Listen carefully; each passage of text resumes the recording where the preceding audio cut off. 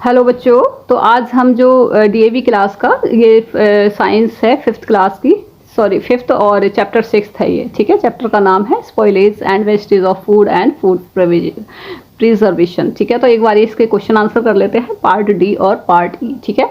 तो दोनों को एक साथ करा दूंगी मैं। और अगर आप इस चैनल पे न्यू है तो सबसे पहले जाके इसको सबसे पहले सब्सक्राइब कर लीजिएगा, ठीक है। उस बेल आइकन को प्रेस कर दीजिएगा। साथ में अगर आपको वीडियोस समझ में आती हैं, क्लियर हो जाती है, तो इस वीडियो को शेयर भी कर दीजिएगा। तो शुरू करते हैं हम वीडियो, क्लियर। चलिए, तो फर्स्ट क्वेश्चन क्या कह रहा है, सबसे पहले हम कर लेते हैं answer the following question in brief. तो पार्ट डी के क्वेश्चन कर लेते हैं। सबसे पहले question number first, state two factors that contribute to the fast growth of micro organism, ठीक है। तो हमें दो ऐसे फैक्टर्स बताने हैं जो कि कंट्रीब्यूट करते हैं to fast growth of micro organism. तो देख लेते हैं कौन से फैक्टर्स हैं। तो सबसे पहले क्या है, moisture and temperature are the two factor that contribute to fast growth of micro organism, ठीक है। तो क्या आपका टेम्परेचर और मॉइस्चर, ठीक है, ये सबसे बड़े मतलब टू फैक्टर्स होते हैं। क्लियर हो गया।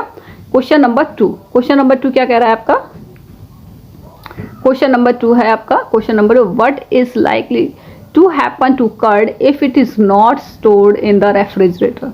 तो अगर इसको रेफ्रिजरेटर में नहीं रखेंगे तो क्या होगा, if curd is not stored in refrigerator, अगर उसको रेफ्रिजरेटर में नहीं रखेंगे तो it will get spoiled quickly. तो ये जल्दी क्या हो, ये स्पॉइल हो जाएगी, मतलब खराब हो जाएगी। क्लियर हो गया। क्वेश्चन नंबर थर्ड क्या कहता है, क्वेश्चन नंबर थर्ड है आपका, What do you understand by food preservation?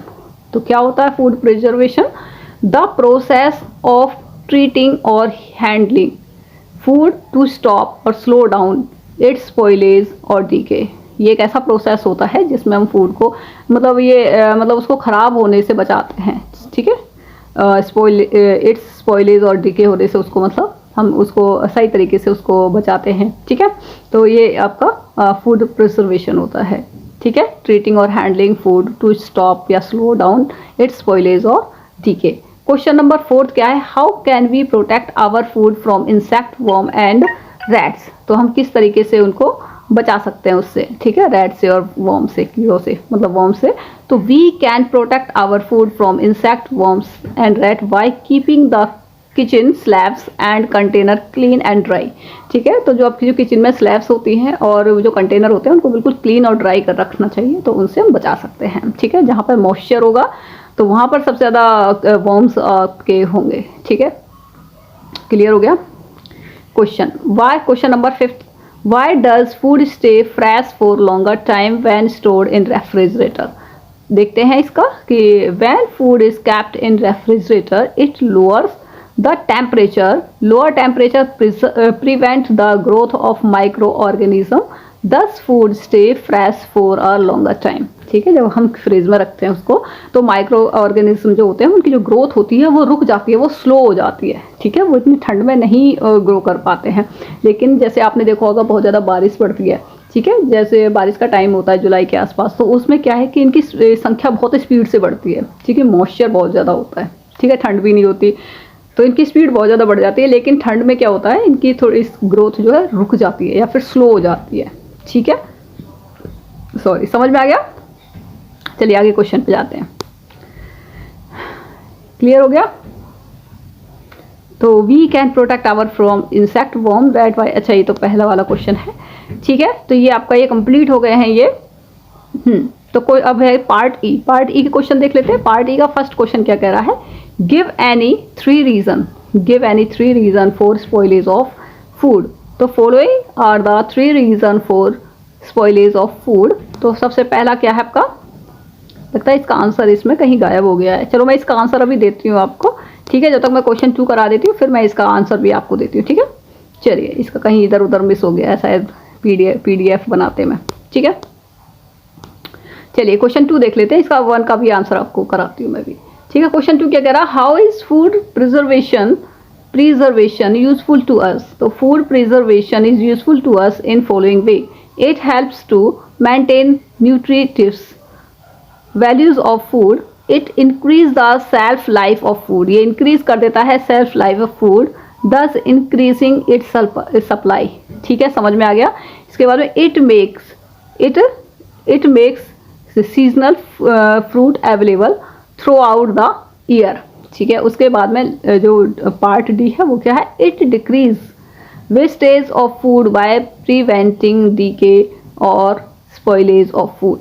ठीक है, क्या होता है कि पहले टाइम पे क्या होते थे, फ्रिज वगैरह नहीं होते थे। ठीक है, प्रिजर्व करने का वो नहीं होता था, तो क्या होता था, हमने सुबह का कुछ खाना बनाया, कुछ भोजन बनाया, तो शाम तक जो बच गया, जो नहीं, क्योंकि शाम को फिर नया बनता था, वो सुबह का शाम को नहीं खाते थे क्योंकि वो खराब हो जाता था, तो उसको प्रिजर्व नहीं कर पाते थे। लेकिन अब आजकल इतनी ज़्यादा सुविधाएं हो गई हैं कि आप अपने खाने को कई कई दिन तक रख सकते हैं। तो इससे क्या है कि आपका जो फूड है वो वेस्ट होने से भी बच जाता है। ठीक है, क्लियर हो गया? तो इस तरीके से करते हैं। ठीक है, आगे बढ़ते हैं। It helps in adding variety to diet. ठीक है, तो यहाँ पे क्वेश्चन नंबर 3 क्या कह रहा है, question third, why is it important to check the manufacturing and expiry date of package food item before consuming them. बिल्कुल, ये बहुत ज़्यादा ज़रूरी है कि जब आप कभी भी कोई फूड वगैरह परचेज़ करें या फिर कुछ भी सामान परचेज़ करें, तो उसका मैन्युफैक्चरिंग और उसका एक्सपायरी डेट ज़रूर चेक कर लें। कभी आप एक्सपायरी डेट की कोई चीज़ ले लेंगे तो वो आपके लिए बहुत प्रॉब्लम क्रिएट कर देती है। ठीक है, उससे डेथ भी हो जाती है उसको कंज्यूम करने से। ठीक है, क्योंकि वो एक्सपायर होने के बाद में बिल्कुल बेकार हो जाती है वो, तो उसको चेक कर लेना चाहिए ज़रूर। ठीक है, तो इसमें देख लेते हैं। It is necessary to check the manufacturing and expiry date of packaged food item because if the food reaches its expiry it develops toxins which may result in food poisoning। ठीक है, आपने देखा होगा कई केसेस आपने सुने होंगे कि फूड पॉइजनिंग हो गई है। तो फूड पॉइजनिंग होने का सबसे बड़ा यही होता है कि एक्सपायरी डेट के फूड को वो खा लेते हैं, या फिर फूड पॉइजनिंग तब भी हो जाती है, मान लो आपका खाना आपने मॉर्निंग में बनाया है, आपने वो खाना शाम को भी खा लिया और वही खाना आपने दूसरे दिन भी खा लिया, तो क्या होता है, कई बार हमें पता नहीं चलता है कि चीज़ ख़राब हो गई है, तो उसका फूड पॉइजनिंग का भी वो रीज़न बन जाता है। ठीक है, तो इससे भी फूड पॉइजनिंग हो जाती है। ठीक है, question 4, explain the following method of food preservation. तो सबसे पहले क्या है, डिहाइड्रेशन। ठीक है, तो it is process in which water content of the food stuff is removed. Many vegetables like onion and cauliflower are dry to preserve them. दूसरा क्या है, कैनिंग एंड बोटलिंग। ठीक है, तो देखते हैं इसमें क्या है। इट इज प्रोसेस, ये कैसे प्रोसेस है, preserving food like fruit jam and pickle by packing them into glass jar. ठीक है, और tin can and then heating the jar to kill the micro organism that would create spoilage. Clear हो गया? दूसरा है pasteurisation. ठीक है, pasteurisation क्या होता है आपका, the process of heating food followed by immediate cooling. ठीक है, इसमें क्या करते हैं, इसमें किसी फूड को हीट करते हैं और इमीडिएट उसको क्या कर देते हैं, कूल कर देते हैं। ठीक है, टू लिमिट द ग्रोथ, ये लिमिट कर देता है growth of micro organism. The temperature use during pasteurization is 100 degree Celsius. ठीक है, मैंने शायद ये भी सुना है कि जो घरों में जो दूध आता है, जो आपका पैकेट का दूध होता है, इसको भी इसी प्रक्रिया से गुजारा जाता है। इसको गर्म किया जाता है, तुरंत ठंडा करके पैक कर दिया जाता है, इस तरीके से इसको किया जाता है शायद ये, और मुझे कंफर्म नहीं, पर मैंने हाँ कहीं सुना था ये।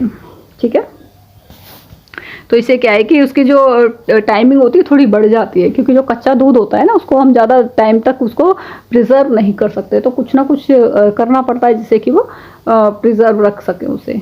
ठीक है, तो अगर आप उसको डायरेक्ट ऐसे भी पी लेते हैं, अगर वो पैकेट में रखा है सादा सिंपल ऐसे ही पी जाओगे बिना गर्म करे हुए भी, तो वो नुकसान नहीं करेगा, तो उसको इस तरीके से वो चल जाता है। मैंने इसको कहीं सुना था, इसको शायद ये सच है। ठीक है, question 5, Rakesh bought 2 raw papayas. He kept one papaya in the refrigerator and other papaya on the kitchen shelf.